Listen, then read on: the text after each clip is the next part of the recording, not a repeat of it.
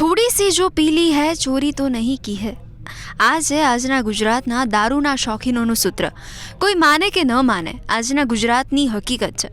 ગુજરાતીઓને, હા, ગુજરાતમાં વસતા લોકોને એવો નોંધપાત્ર હિસ્સો છે જેને દારૂ વગર ચાલતું નથી. તેનો પુરાવો છે રાજ્યમાં રોજબરોજ પકડાતો દારૂની બોટલો અને દેશી દારૂની ભઠ્ઠીઓ. હવે રાજ્ય સરકાર પર પણ લીકર લોબીનું દબાણ એટલું વધી ગયું છે કે દારૂ માટે પાછલા બળને ધીમે ધીમે છૂટ આપવી પડી રહી છે. તાજેતરમાં પોરબંદરમાં રાજ્ય સરકારે પક્ષના અગ્રણીને વાઇન શોપ ખોલવાની છૂટ આપી તે આનો પુરાવો છે. ગાંધીજીએ ક્યારેય કલ્પના પણ નહીં કરી હોય કે પોતે જે બધી સામે આખી જિંદગી ચળવળ ચલાવી છે તેની શોપ તેમના વતનમાં સૌ પ્રથમ સત્તાવાર રીતે ખુલશે. આ પહેલાં ગુજરાત સરકાર ગિફ્ટ સિટીમાં લીકર પરમિટ આપી ચૂકી છે. તેની સાથે રાજ્યના સ્પેશિયલ ઇકોનોમિક ઝોન અને ટુરિઝમ સેક્ટરમાં પ્રવાસીઓના માનીતા સ્થળોએ પણ છૂટ આપવાની વિચારણા છે, જેથી વધુને વધુ પ્રવાસીઓને આકર્ષી શકાય. આખા દેશમાં ફક્ત ગુજરાત અને બિહાર આ બે જ સ્થળોએ દારૂબંધી છે, પણ આ દારૂબંધી કેવી છે તે બંને રાજ્યના એક નાગરિક જાણે છે. આ બતાવે છે કે તંત્રનો પણ કેવો અજીબ ફંડા છે. એક બાજુએ આંતરે દાડે ગેરકાયદેસર રીતે લઈ જવાતી દારૂની બોટલો પકડે છે, તો બીજી બાજુએ વાઇન શોપ માટે મંજૂરી પણ આપે છે. છે ને અજબનો વિરોધાભાસ. જો કે આવો જ વિરોધાભાસ દારૂ પીનારાઓને લીકર પરમિટ આપવામાં પ્રવર્તે છે. ગુજરાતના ડૉક્ટરો એક બાજુએ ગાય વગાડીને કહે છે કે દારૂ આરોગ્ય માટે નુકસાનકારક છે, તેનાથી શરીરની કિડની સહિત અંગો પણ નુકસાન થાય, અને બીજી બાજુએ આ જ દારૂ પીવા માટે હેલ્થ પરમિટ પણ પાછું તંત્ર મજબૂર કરે, તે પણ બરોબરના રૂપિયા લઈને મંજૂર કરે. હવે જો દારૂ આરોગ્ય માટે નુકસાનકારક હોય તો પછી તેને પીવા માટે બીજી કોઈ પરમિટ આપી શકાય, પરંતુ હેલ્થ પરમિટ આપવા પાછળનું સરકારી કારણ તો તજજ્ઞો પણ બતાવી શકે તેમ નથી. આ બતાવે છે કે વિરોધાભાસ હવે તંત્રની ફક્ત આગવી લાક્ષણિકતા અને અપવાદ ન રહેતા જાણે રોજની બાબત બનવા લાગી છે. આશ્ચર્યની વાત તો એ છે કે હેલ્થ પરમિટ હેઠળ દારૂ મળવો જોઈએ તેવો નિયમ તંત્રએ કયા ડૉક્ટરને કે ડૉક્ટરોની ટીમને પૂછીને બનાવ્યો છે તે પણ મોટો સવાલ છે. આજે ગુજરાતનો કોઈપણ ડૉક્ટર આરોગ્યલક્ષી તકલીફ માટે કમસે કમ દારૂ પ્રિસ્ક્રાઇબ કરતો નથી કે તેની ભલામણ કરતો નથી. જો ફક્ત હેલ્થના કારણસર દારૂ પીવાની છૂટ આપવામાં આવતી હોય તો પછી દારૂ મેડિકલ સ્ટોરમાં જ મળવો જોઈએ. તંત્ર દારૂ પીનારાઓને અટકાવવા માટે તેના આરોગ્ય ક્ષેત્રના નિષ્ણાતોને અને તેના ઇન્ફ્રાસ્ટ્રક્ચરને શું કામ રોકી રાખે છે તે એક મોટો સવાલ છે. ગિફ્ટ સિટીમાં પરમિટ આપી તેમ તેને સીધી પરમિટ આપી દે છે અને તેનો ચાર્જ વસૂલે. વાત અહીંયા જ પૂરી થાય. સરકારના હેલ્થ ઇન્ફ્રાસ્ટ્રક્ચર આમ પણ દબાણ હોય છે.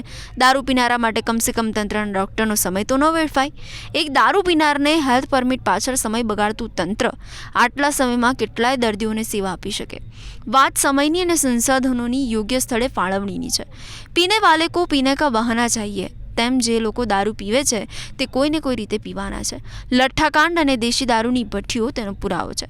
ગુજરાતમાં દારૂ જેને પીવો હોય તેને છૂટથી પીવા મળી શકે છે. હવે જો સત્તાવાર રીતે પીવો હોય તેના માટે લીકર પરમિટ લેવી પડે. આ લીકર પરમિટ ગુજરાતમાં વસતા ગુજરાતીઓને મેડિકલના આધારે મળે.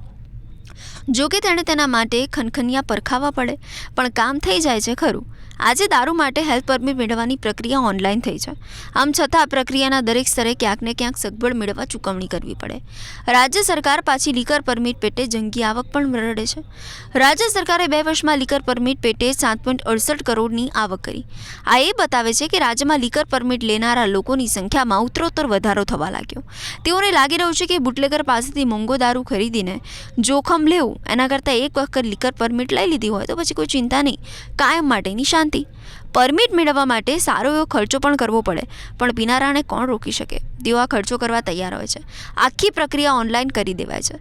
તેમાં સરકારી વેબસાઇટ પર અરજી કરી લોગિન આઈડી જનરેટ કરવાની હોય છે અને એના પછી વેબસાઇટ પર આપેલી વિગતો ભરી ડોક્યુમેન્ટ અપલોડ કરવાના હોય. તેના પછી ઈ પરમિટની પ્રિન્ટ કાઢવાની હોય અને બધા દસ્તાવેજની રૂબરૂ જઈ ચકાસણી કરવાની હોય. આ ઉપરાંત અરજદારે મેડિકલ બોર્ડમાં હાજરી આપવાની હોય છે. ત્યાંથી તેને એક પ્રમાણપત્ર મળે છે.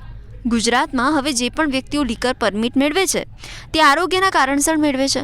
તેમાં અરજદારની ઉંમર 40 વર્ષની વધુ હોય, માસિક આવક 25,000થી વધુ હોય અને છેલ્લા 3 વર્ષનું ઇન્કમ ટેક્સ રિટર્ન ભર્યું હોય.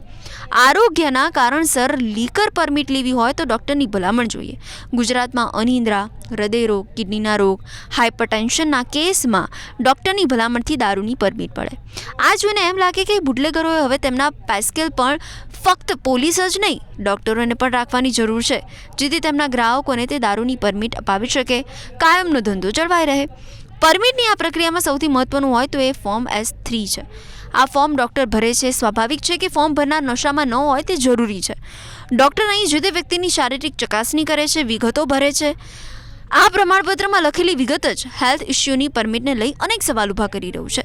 આ સિવાય ડૉક્ટર ભલામણ કરતું સર્ટિફિકેટ આપે છે કે ફલાણી વ્યક્તિને અમુક રોગને લીધે દારૂની જરૂરિયાત છે. આશ્ચર્યની વાત તો એ છે કે અહીં ડૉક્ટરના પ્રમાણપત્રની કોઈ પણ ચકાસણી કરવામાં આવતી નથી, કારણ કે આવી કોઈ પ્રક્રિયા જ નથી. એને કારણે આ સ્તરે બધું જ લોભ ચાલતું હોય એમ માનવામાં આવી રહ્યું છે. હવે વિચારો કે ડૉક્ટર દારૂ પીવાની ના પાડતા હોય ત્યાં દારૂ માટેની હેલ્થ પરમિટ ડૉક્ટર પાસેથી જ લખાવાય. આનાથી જબરજસ્ત લોભ કયું હોઈ શકે? વિશ્વની કોઈપણ મેડિકલ જર્નલમાં લખવામાં આવ્યું નથી કે હેલ્થ માટે દારૂ પીવો. આટલું ઓછું હોય એમ 26 સ્થળે મેડિકલ બોર્ડ બનાવવામાં આવ્યા છે.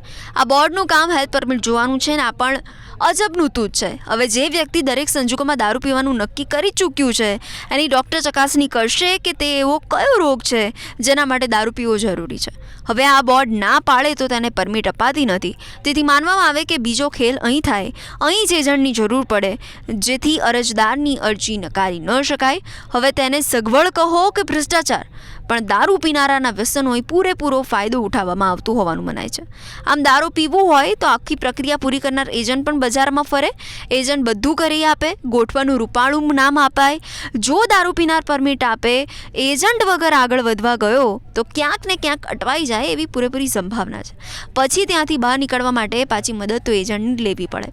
ગુજરાતની દારૂબંધીની પ્રક્રિયાનું લોભમલોલ બતાવે છે કે વહેલા કે મોડા તેના હલ કલમ 370 જેવા થાય તો આશ્ચર્ય નહીં થાય. વ્યક્તિગત પસંદગી, નૈતિકતા અને સામાજિક માપદંડ વચ્ચે સરકાર કેટલું સંતુલન સાધી શકે તે તેનો સમય કહેશે.